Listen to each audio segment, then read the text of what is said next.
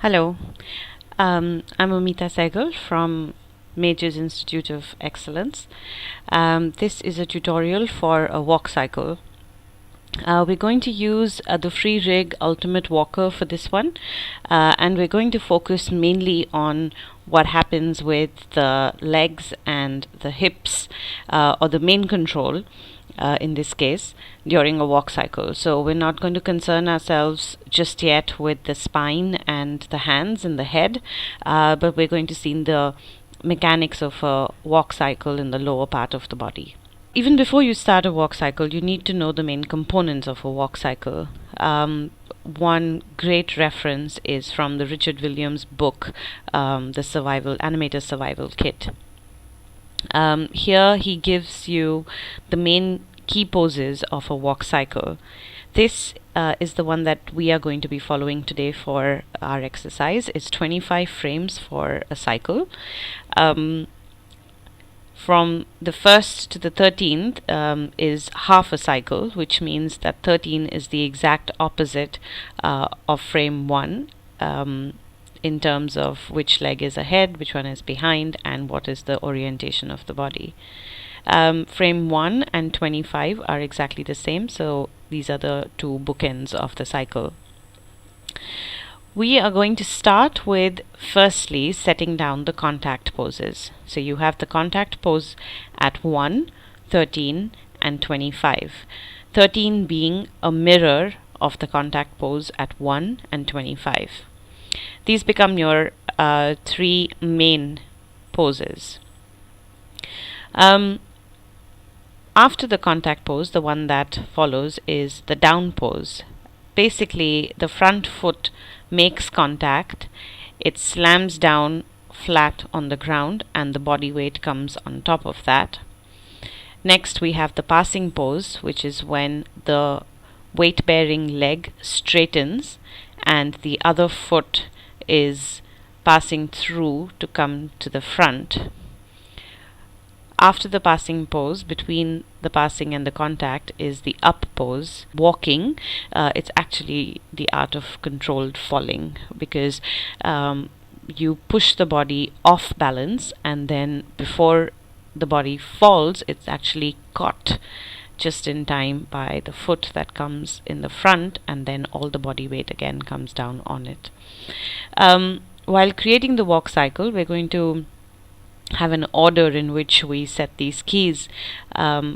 We can start off with the contact poses, then we set the passing poses, and follow that with the down and up poses. Okay, so let's start in Maya. Okay, this is the Ultimate Walker. You can download it for free. The first thing I'm going to do is set my frame range. 1 to 25. I get my timing from the Richard Williams Animator Survival Kit. Frame 1 and 25 are going to be the same frame, which is bookends of the cycle, and frame 13 is going to be the mirrored pose. I prefer working in a side view so that it's much easier, and I'm not confusing myself with perspective. I'm going to get in there and set the contact pose first. Just to keep things simple, I'm going to give them the exact value so that it's more symmetrical. You don't have to actually do that, but for the sake of studying, let's just keep it that way. Okay, so that's a big enough range. I'm gonna give this foot a little bit of foot roll and toe roll. Sorry. Okay, and this one I'm going to rotate.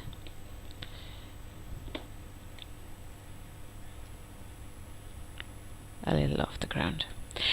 One thing that you should do while setting the feet in your contact poses is also set the rotation. So the body is going to be favoring the position of the legs so that it's actually helping you extend the feet to give you a decent gait, a decent amount of distance that you can cover per step. Okay, so that's a good enough initial contact pose. I'm just going to select the main controls, go to frame 1 and save a key. Frame 25, save a key. At frame 13, I'm going to mirror the pose. Please make sure you have your auto key on. So I'm just going to go in there and convert the negative to positive and vice versa. I'm going to copy these keys, these values onto the other foot and essentially flip the pose.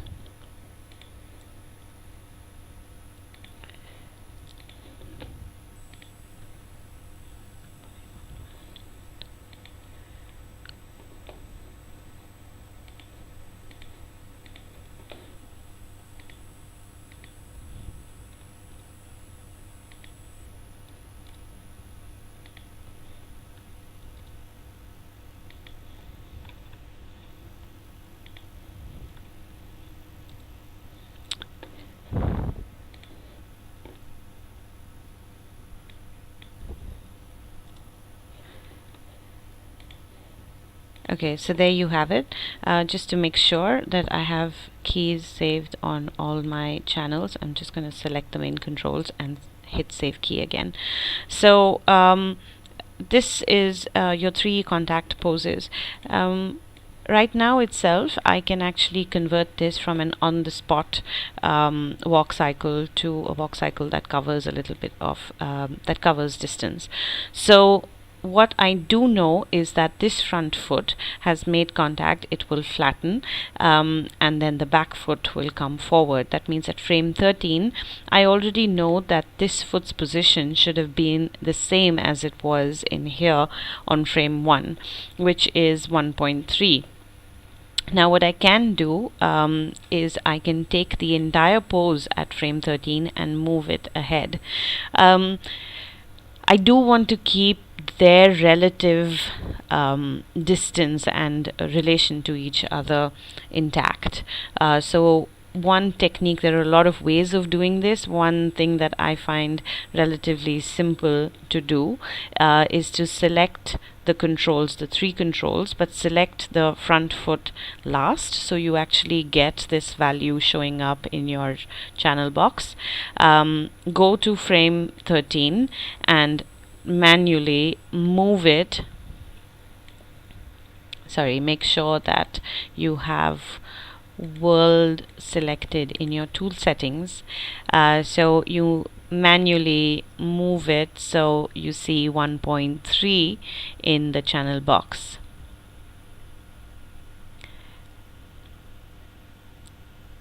Okay, if you really want to be a stickler about exact 1.3, you can zoom in, and that'll give you smaller incremental movements. So you can just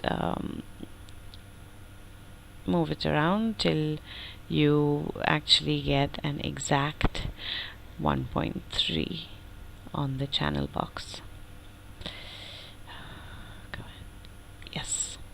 Okay, so that's done. Of course, I forgot to take the up vectors, but that's not an issue because you can just roughly move them ahead. You can also just give them a safe amount of distance so that you don't have to keep adjusting them each time through the cycle. So I'm just going to move them out there. So there it is now. You have an exact distance, but you're keeping the pose the same. You can repeat the process here. So we know that this is 3.9. I'm once again going to select all the controls. I can even select the up vectors this time, but select the front foot last so that I get this value showing up in my channel box. Go to frame 25 and again move it ahead till I hit 3.9 in the channel box. can zoom in, and so I get tighter control, and there you go, 3.9. Okay. So the character is covering distance. Okay, you can adjust the playback speed here to real time to get a sense of the speed of the walk cycle.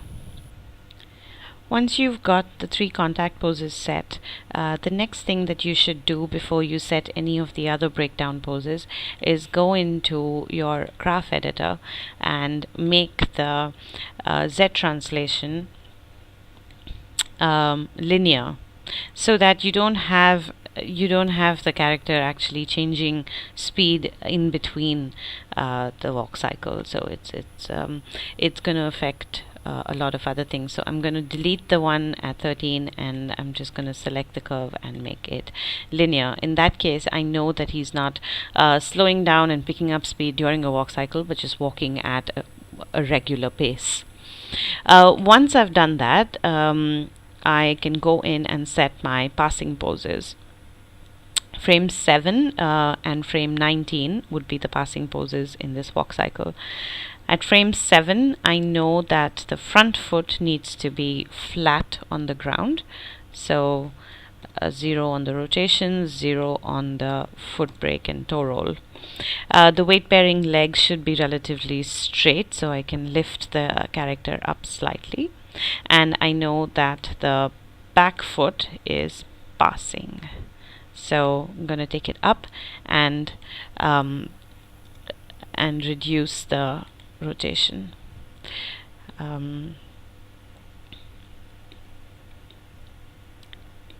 Okay. So that's a decent enough passing pose.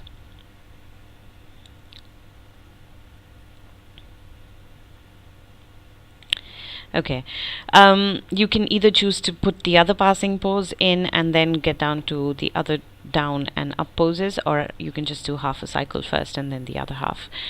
Okay, so once you've set your passing pose, again, I just like to make sure that I've set keys on all the channels, so I select the main controls and hit S again. Your down pose is at frame 4. So frame 4, again, you know that the front foot needs to be flat. The body weight is coming down onto the front foot, and the back foot is still holding on to its position. So frame 4, which is your down pose, is actually the last frame of contact for the back foot. So you actually you should copy the values of the back foot and just make sure that you're giving it enough of a foot roll. Reduce the amount of foot brake because you're lifting the weight off that foot, right? So this is the last point of contact for that foot before it actually gets lifted off the ground. So it's rolling off and then it gets lifted up. Okay. So that's your down pose. Again, I'm just going to select the main controls and hit S so that I haven't missed anything. Up pose is at frame 10. Go into frame 10. It's pretty straightforward. One thing that happens at frame 10 is that this back foot actually starts getting lifted off because the body is being pushed up. You can always adjust how much you want to play with that. I wouldn't overdo it because it tends to look a little odd, but it's okay to have a little bit of movement. Again, I wouldn't lift the front foot too much either, because in a regular walk cycle, the feet just kind of skim the ground. They don't really get lifted up too high. That's half your walk cycle done. I'm just going to put in the exact same poses on the other side, starting with the passing pose.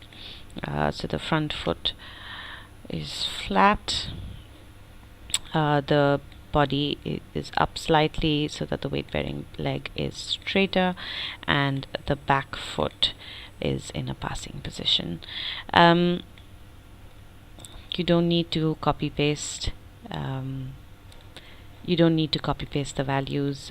It's okay to have a little bit of difference in the poses in between. Okay, so that's the passing pose. I'm just going to select the main controls and hit S. The down pose on the other side is 16. So on 16, I'm just going to flatten this foot, take the body weight down, and I know that the back foot is keeping its position. So if I go to frame 13 and I middle click on frame 16, it holds the pose, and I can just hit S. So I've just copied its position over. Give it more of a foot brake and reduce the amount, give it more of a foot roll and reduce the amount of foot brake.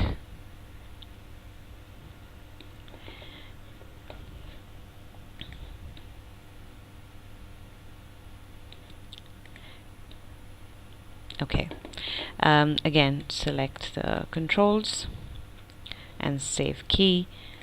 Frame 22 is the up pose. Give it some height. Give it a little bit of foot roll on the back foot, not too much, and the front foot gets lifted up a little bit. Select the controls, save key, and then you've got this. So that's your main, these are the main poses of a walk cycle. There are certain other things that you can do to refine it. We haven't actually done the side to side, and that'll be the other detail that you mustn't forget. So I'm going to take this into a front view, and I'm going to make a few changes to put in the weight shifts during a walk cycle. One thing that I like doing is selecting the feet and just pulling them inwards slightly so they're not like these parallel sticks. Okay, so since the translate X is not really being animated on both feet, I can just go in and delete the X translation and just move the foot in a little. It just gives it a more natural look. Okay.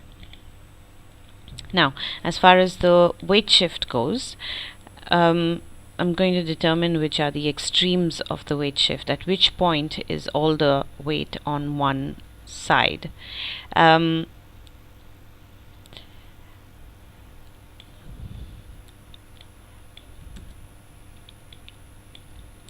going to say that at this point, at the passing pose is where I want to give the extreme of the weight shift, right? So I'm going to have all the weight onto this foot, along with a slight rotation of the body. So that's going to be my the extreme weight shift on this part of the cycle, and then on the other part of the cycle it'll be the opposite side. Okay, so the two channels that I've touched just now are translate X and rotation Z. Okay, so I know that these are the extremes, so I can delete the other keys in between, and I have my animation, because then here it's 0 and it goes to the extreme at the passing pose. It's back to being 0 or equal weight at the contact, and extreme weight shift at the passing pose. Similarly with the rotation, I'm just going to delete these keys in the middle so that I have the extremes and 0 rotation at the contact poses. Okay, so that is essentially,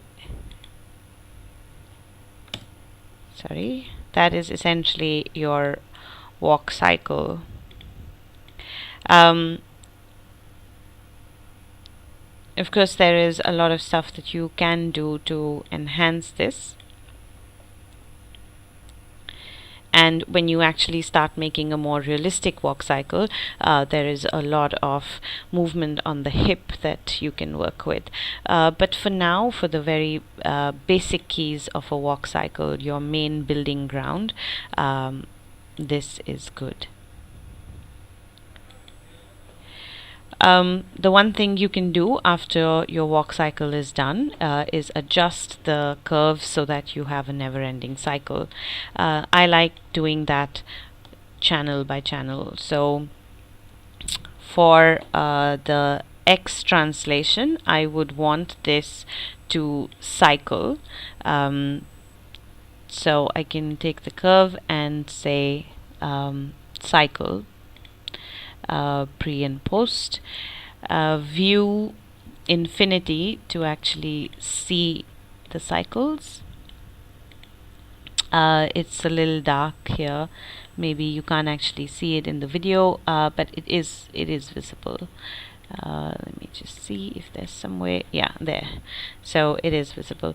One thing you must do is adjust the tangency so that it flows seamlessly from one end to the other. Translate Y. I want this to cycle. I want the rotation Y, which is the side to side rotation, to also cycle. Rotation Z will also cycle. So I can just select these channels and say cycle, post, and pre. Okay, I'm going to look at each of these individually because I want to definitely adjust the tangency at the start and the end. This is fine. And rotation Z, adjust the tangency. Alright.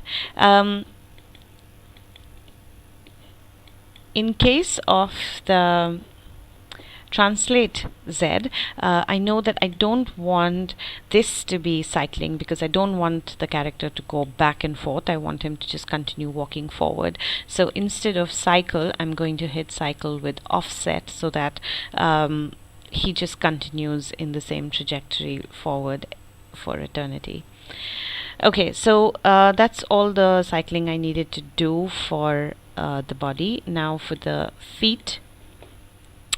For the feet, again, the translate Y is something that I want to cycle. I haven't actually given any rotation on Y or Z.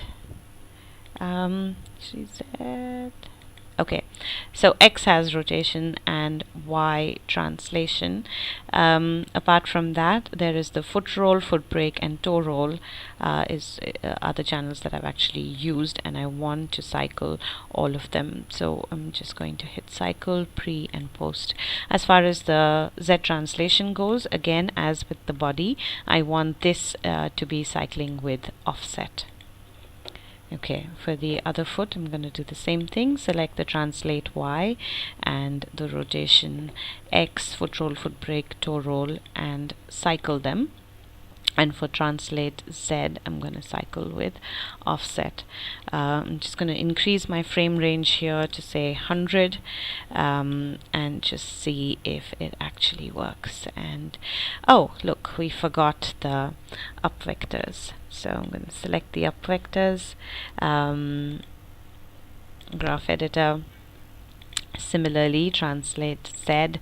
I can also just select all these keys in and delete them and just make this movement linear, just see if it's kind of working properly, and then again cycle with offset so they continue in that direction. Okay. and now we're good to go. Um,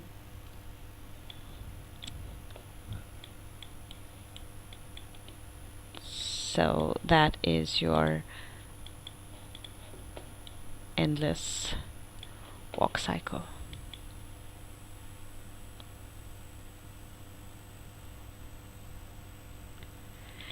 Okay, thank you very much. I hope this tutorial was helpful.